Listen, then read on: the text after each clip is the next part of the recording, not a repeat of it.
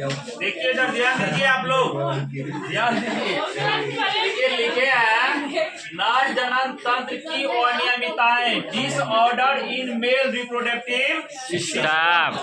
तो आपको समझना है यहाँ पे देखिए नर जनन तंत्र मतलब मेल रिप्रोडक्टिव सिस्टम, और यहाँ पर लिखे हैं अनियमितताएं। क्या लिखे हैं जी?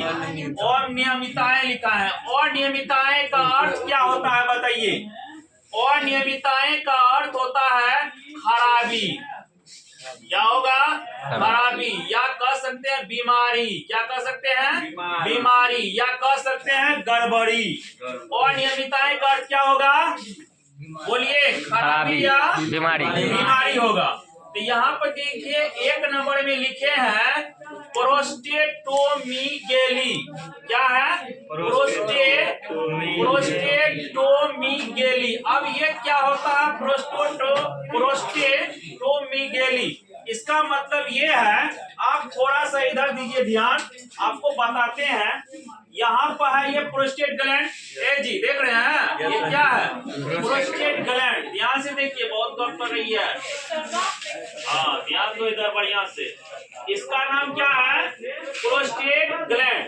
जब पुरुष का एज बढ़ता है 45 से 50 वर्ष की अवस्था होता है, तो उसमें पुरुष का ये प्रोस्टेट ग्लैंड किसी किसी का फूल जाता है, फूल करके मोटा हो जाता है, और यहाँ से ये मूत्र वाहिनी है, मूत्र आने वाला जो रास्ता है, ये चिपक करके आपस में सट जाता है। जब ये सट जाता है तो ये टॉयलेट के समय में जो है ना, उसको टॉयलेट अच्छा से नहीं होता है, उसको दर्द होता है। दर्द होने के वजह से कहता है डॉक्टर से जो है, मान के चलिए कि ये कोई लड़का का पेनिस है, इससे देखिए प्रोस्टेट ग्लैंड अगर खराब रहेगा तो कैसे निकलेगा?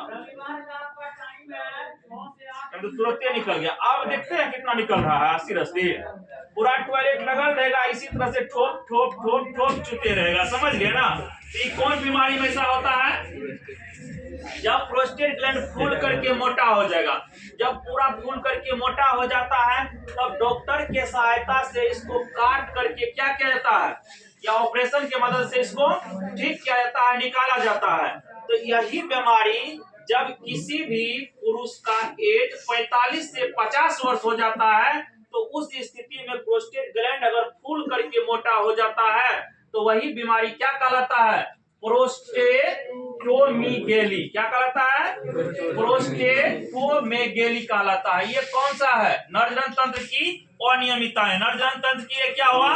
बीमारी हुआ। अगला देखिए लिखे इम्पोर्टेंस। अब इम्पोर्टेंस क्या है? यह भी नर का जनन तंत्र से संबंधित बीमारी है। इम्पोर्टेंस में क्या होता है? पुरुष का जो पेनिस होता है, ये पेनिस अच्छे ढंग से काम नहीं कर पाता है।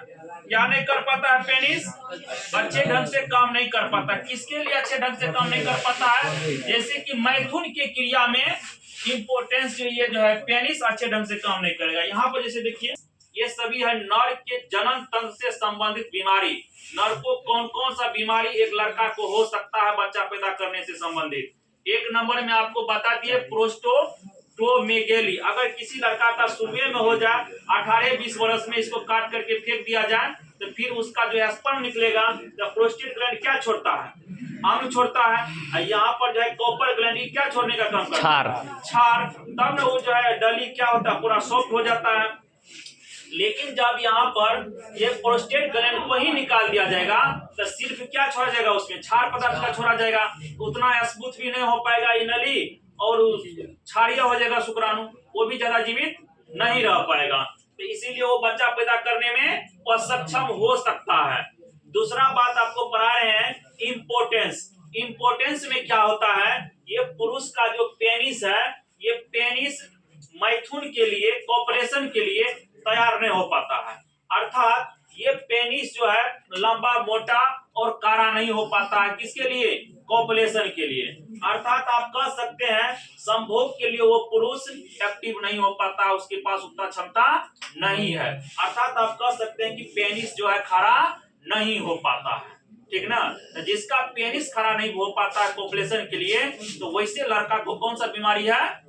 इम्पोर्टेंस। कौन सा बीमारी है? इम्पोर्टेंस। इम्पोर्टेंस कौन सा बीमारी होता है? नर जनन तंत्र से संबंधित बीमारी होता है। उसके बाद लिखे बंध्यता, स्टेरिलिटी। आप लोग समझते हैं बंध्यता को? गांव घर में ये स्टेरिलिटी को बोला जाता है बांझ। क्या बोला जाता है? बांझ बोला जाता है। नहीं कहता कि महिला बांझ है, सुने हैं ना? तो भारत में खास करके ये बांझ वाला जो है बात खास करके महिला के ऊपर दिया जाता है। अगर पुरुष भी बांझ है तो फिर भी महिला को कलंक लगता है भारत में। जानते हैं कि नहीं जानते हैं? क्या वही महिला बांझ है, लेकिन पुरुष भी बांझ होता है और महिला भी। तो पुरुष, जिस पुरुष को स्पर्म नहीं बनेगा, यहाँ पर देखिए ये टेस्टिस है, तो जिस पुरुष के टेम्परेचर, टेस्टिस का टेम्परेचर मानव शरीर के टेम्परेचर के बराबर हो। जैसे मानव के शरीर का टेम्परेचर कितना डिग्री सेल्सियस? 37 डिग्री। और इसका कितना रहना चाहिए? 2 से 2.5 डिग्री कम, अर्थात 34 डिग्री। लेकिन इसका भी अगर 37 डिग्री सेल्सियस टेम्परेचर हो जाए, किसका? वृषण का, इसके अंदर जो शुक्राणु होगा वो क्या होगा? नष्ट हो जाएगा। नष्ट हो जाएगा तो पुरुष क्या उबा बन पाएगा? नहीं। पिता बनेगा? नहीं बनेगा। तो उस स्थिति में पुरुष को स्टेरिलिटी कहेंगे। वो पुरुष को क्या कहेंगे? स्टेरिलिटी। अर्थात वैसे पुरुष को क्या कहेंगे?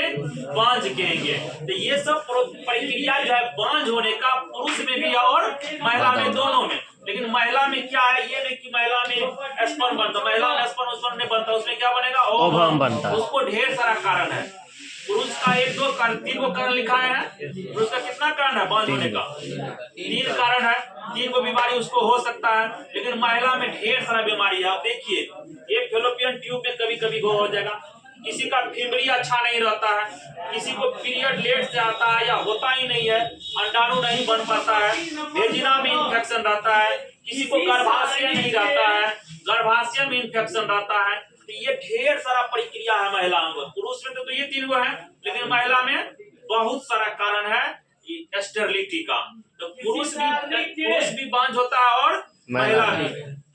लेकिन यहाँ पर पुरुष अगर बांझ होगा, बताते हैं अपने लोग का, तो सबसे पहले अगर बच्चा नहीं हो रहा पति पत्नी में, तो उसका क्या करेगा? पति चुपचाप जाएगा, अपना चेक करा लेगा, इलाज करा लेगा कि क्या गड़बड़ी। अगर पति में गड़बड़ी मिल गया तो अपने पत्नी को क्या कहेगा?